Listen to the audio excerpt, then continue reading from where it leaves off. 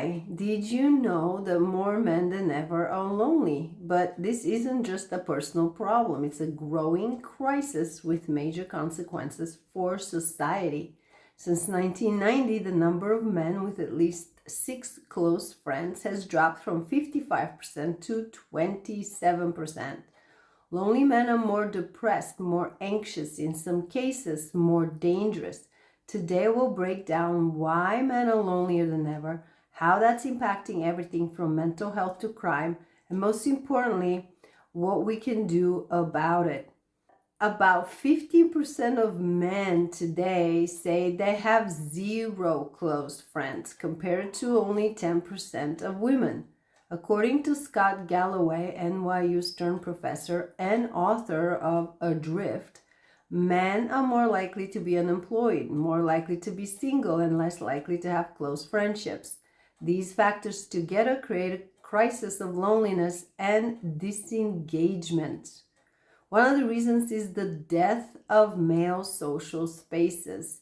Historically, men had built-in social structures through fraternal organizations and churches, sports leagues, and unions.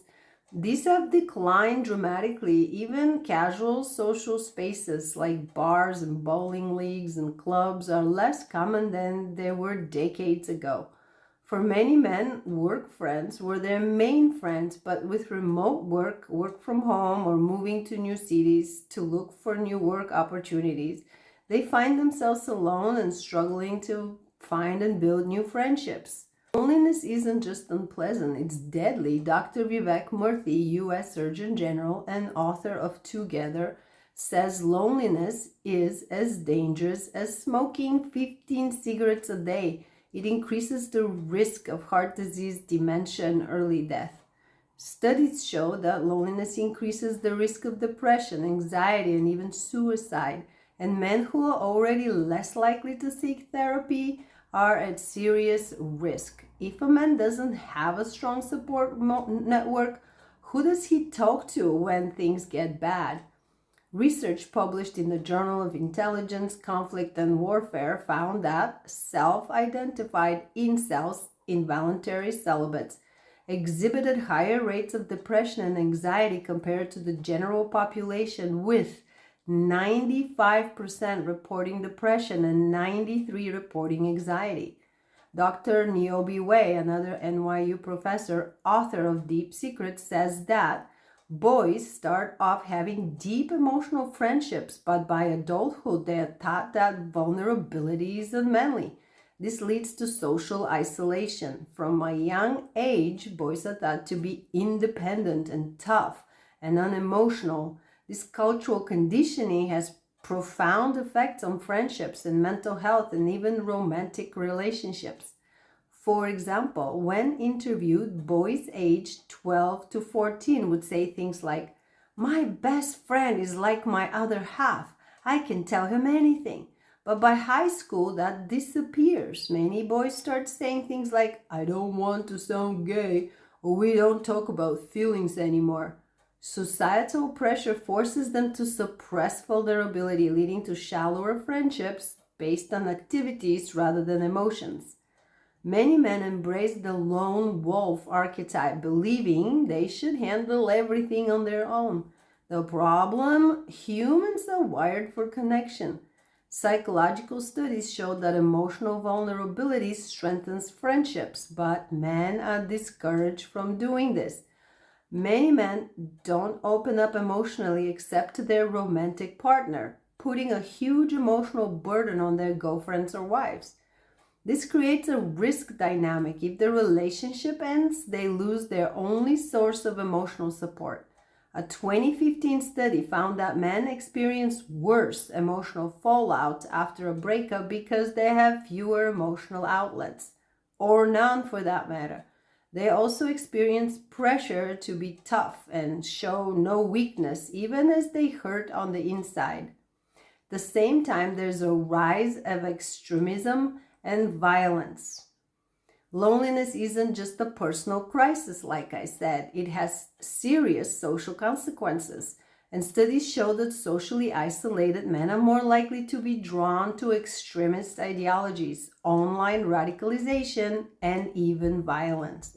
Ever wonder why young men are becoming more drawn to groups like incels or radical political movements? It's because loneliness breeds resentment. When people feel abandoned, they seek meaning anywhere they can find it, even in toxic spaces. Dr. Robert Putnam from Harvard, author of Bowling Alone, says when people lack real life social connections, they become more vulnerable to radicalization, conspiracy theories, and even acts of violence. A 2021 study by the Rand Corporation identified loneliness as a predominant factor leading individuals to adopt extremist views. Some of the most violent attacks in recent years were carried out by young men who are socially isolated. Studies show a clear connection between loneliness, anger, and increased aggression. The incel subculture, characterized by extreme misogyny and feelings of isolation, has been linked to several violent incidents. Notably, between January and July 2025, self-identified incels in North America were arrested for planning or committing acts of violence against women. Young men facing social isolation are increasingly turning to online communities. While some of these platforms offer support, others expose them to harmful ideologies, exacerbating their feelings of isolation and potentially leading to extremist beliefs. There is another side to this: relationships. Fewer men than ever are in relationships or getting married. In fact, a large percentage of young men today have little to no dating experience. Dating apps and social shifts have made dating harder for men who lack social skills. And when romantic relationships are harder to form, lonely men become even more isolated. Men, and particularly young men, face challenges in the dating landscape, particularly due to the impact of online dating platforms. These platforms often create a disparity where a small percentage of men receive the majority of attention, leaving many feeling overlooked and isolated. This dynamic exacerbates feelings of loneliness and hinders the development of social skills among young men. And yet, without social skills and a little bit of bravery and willingness to face discomfort and rejection, the chances of meeting anyone on or offline are pretty slim. Scott Galloway again emphasizes that the most dangerous person in the world is a man that is broken and alone, underscoring the societal implications of male loneliness and the importance of addressing these issues collectively. He also notes that men are increasingly failing to attach to education, work, and relationships, leading to disproportionate rates of suicide and social disconnection compared to women. These insights shed light on the complex interplay between modern dating, social skill development, and the broader well-being of young men in today's society. I'm not dating young men because I quit being young a long time ago, obviously, but I can't agree more. Even middle-aged men are only in slightly better situation. At least many middle-aged men and older men have some financial means and previous life experiences with dating and finding a mate to put them in a slightly better position, but they face other challenges. They may have low self-esteem, worried that they're getting older, or unrealistic, outdated expectations of the women they date. Some flat out refuse to look for another mate after a divorce, once burned, twice shy. Not to mention the financial hit they might have taken in the divorce. They emerge bitter and jaded. However, the result is loneliness and isolation, as many of them lose the friendships that used to be part of the marriage and struggle to make new ones. I'd like to go into why women are less affected and how to fix the situation with men. But before I go into it, may I ask you to please like this video and maybe even subscribe so you let YouTube know that this is worth showing to others. And I really thank you from the bottom of my heart. So why are women less affected? Well, women experience loneliness too, but they tend to maintain friendships better. They call each other more frequently, check in, and have deeper conversations. Men, not so much. Women also frequently remain more involved in raising their children after custody battles and remain closer to their parents and siblings, naturally keeping a larger social network and getting more help when they need it. When life changes, like moving, marriage, or job shifts, women stay in touch with friends and family. But for men, those friendships often fade away. So, how do we fix this? The answer isn't just men need to try harder. Society itself needs better structures for male connection. But there are things every guy and gal can do right now. Guys, be intentional about your friendships. Friendships take effort. Make plans, follow up, and stay in touch. Don't assume friendships will happen naturally. Yes, you may have to talk to strangers or call some old friends you haven't been in touch with forever. The first few times it might be awkward, but you'll get the hang of it and enjoy the benefits. Maybe also join structured groups. Men thrive in activity-based friendships. Join a sports league, a hobby group, or even a local meetup. There are cooking groups, walking groups, and table tennis groups, amateur sports, swimming, etc. Check out your local community center, vet hall, your church, or just Google what's in town and just go. Here's an easy one. Get to know your neighbors. Introduce yourself to them. Invite them to something you're going to or to your backyard. How about joining a volunteer organization? You get a double whammy out of this one. Not only are you doing something good for someone else, which makes you feel good, or maybe you're helping a cause you care about, but you also meet people and socialize. Some of them could become your friends. Here's another one. Join a community class at your local community college. These are cheap and you meet people while learning something you have always wanted to learn, like how to write a book or finally learn to speak Spanish or computer stuff. And then normalize emotional conversations. It's okay to talk about real stuff.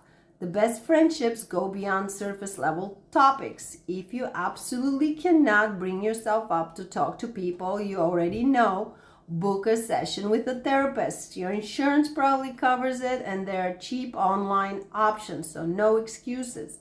Maybe a good start to get things out of your chest and some good feedback. It's private. No one will know that you allowed yourself to be vulnerable. You can also work on social skills and communication skills with your therapist. Therapists will also help you heal old wounds and rebuild your self-esteem. If you're in a serious crisis, therapists can save your sanity. While men need to take responsibility for their own social and emotional well-being, women can play a powerful role in helping the men in their lives feel less lonely. Whether as a friend, romantic partner, family member, or colleague. Here's why. We, women, should encourage open conversations without judgment. Remember, many men struggle to open up emotionally because they've been taught that vulnerability equals weakness. Ladies, we can create a space where it feels safe to share emotions. Ask direct but low pressure questions. How have you been? How have you been feeling lately? What's been on your mind? Don't force them to open up, but make it clear you're there to listen. Avoid judgment or minimizing their struggles. If a man shares something personal, don't dismiss it with, "It's not a big deal," or "Just get over it." Instead, say something like, "That sounds really tough. I appreciate you telling me." Women could support male friendships by encouraging the men in their lives to reconnect with old friends. We can remind them to text or call someone and encourage some guy time. Some men hesitate to plan friends' hangouts because they feel it's not important compared to work or family. Some women make a guy choose between time with her and time with his friends. Obviously, every situation is different and there needs to be a balance between the two, but it cannot be only me and the family all the time. We can also encourage our guys to ask for help and normalize "I don't know," so they don't feel the pressure to do everything and know everything, and they can ask for and get help when they need it.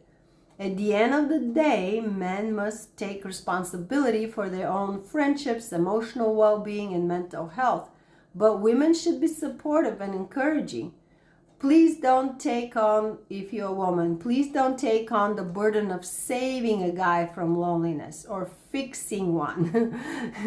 That doesn't work either. Loneliness isn't inevitable, but fixing it requires effort from individuals and from society.